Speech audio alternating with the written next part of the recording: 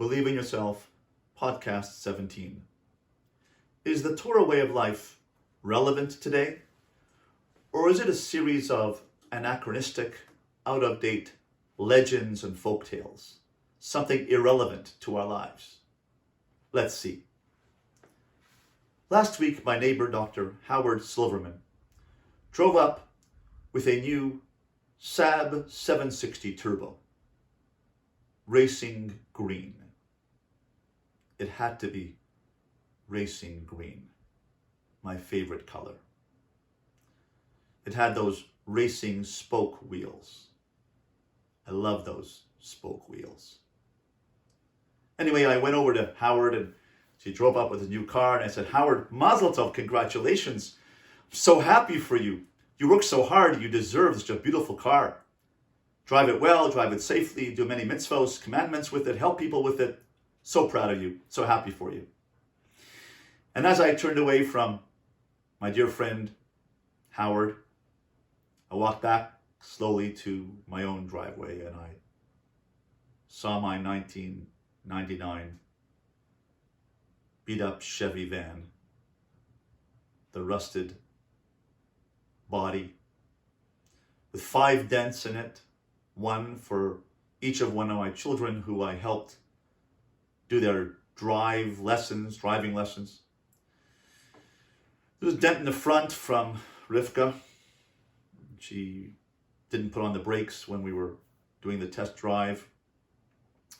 And then there's a dent in the back from David when he backed up and hit the downspout of our house as we embarked on our first lesson. And then there's a dent on the side when my son opened the door too quickly, too close, when he parked too close to the next car. So there's 5 dents, 5 kids, and it's 1999, and it gets, 12 miles a gallon or something like that, and it drives. I mean, it does have less insurance costs than Howard's new Saab Turbo, I'm sure. Yet I'm supposed to be happy. I really am happy for Howard, except not really. So how do I handle this? I'm supposed to be happy. I'm not happy. The Torah tells me to be happy, not to be jealous. Lo sachmod, do not be jealous, one of the 10 commandments. How do I handle this? Well, let's move to the oral law, the Torah Sheba'al Peh, the Mishnah, and see whether it can help us handle this issue. In Perek Revi, the 4th Perek of Pirkei Avos, the Ethics of the Fathers, the 4th chapter, Mishnah number 1, it says, Ben Zoma says, who is rich? He who is happy with his portion.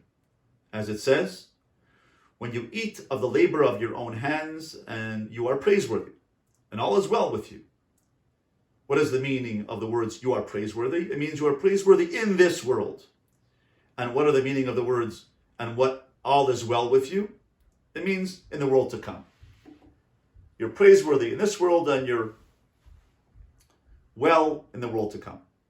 Well, what does being happy with your portion have to do with the next world? I thought it has to do with this world. This world, I got a lousy 1999 Chevy beat up van and he's got a Saab 760 Turbo racing green. So, how do I get over that? How do I get my head around it? How do I accept the fact that I got a lousy car and he's got a beautiful new car? We work the same. He works hard. I work hard. He deserves it. He works hard, but don't I get a break? How am I supposed to be not jealous? How am I supposed to follow the Torah? How am I supposed to be happy with my portion? Be rich. Be happy with my portion. The answer lies in the definition of the word portion. Ezehu ashir asamech bechalko, who is rich? He who is happy with his portion. Is chelek does not mean with my Chevy van. Chelek means my destiny. He who is happy with his destiny, who embraces his destiny, who embraces his mission in life, that is a person who is rich. It's not about possessions. It's not about how much I own, how much I earn. It doesn't matter. At the end of the day, each of us has a destiny. And that's what the meaning of the beginning of the perek, and every perek, every chapter of Ethics of the Fathers begins, Kol Yisrael yesh lehem chelek le'olam haba.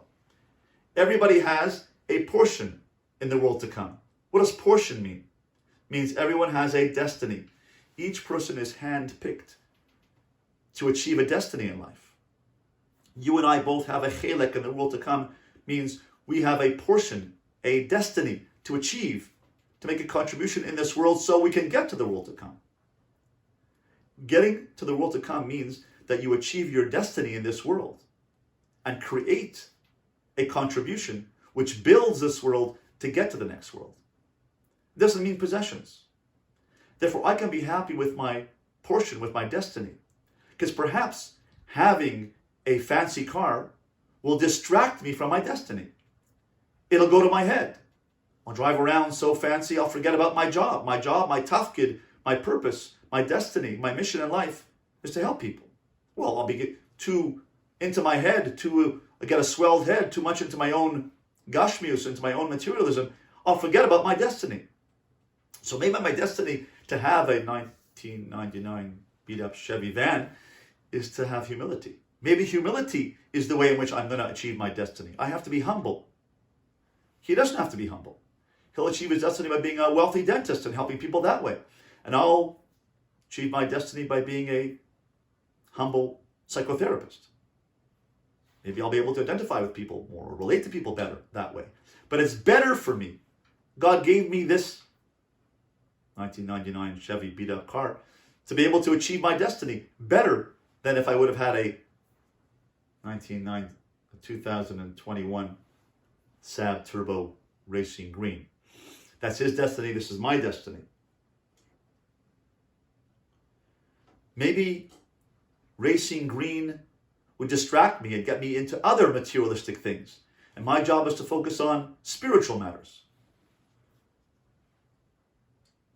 Maybe my job is not to work on possessions or things, but involvement in community. That's my destiny.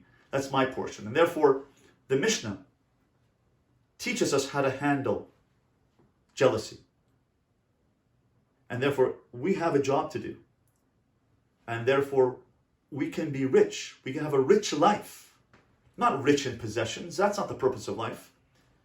The winner of life is not the person who dies with the most toys.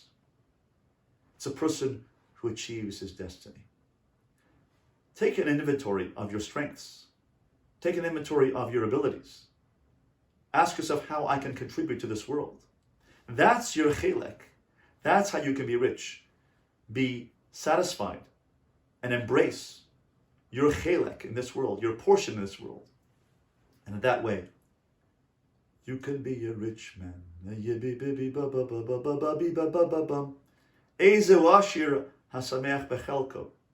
Be happy with your destiny. And that way, you can be truly spiritually rich.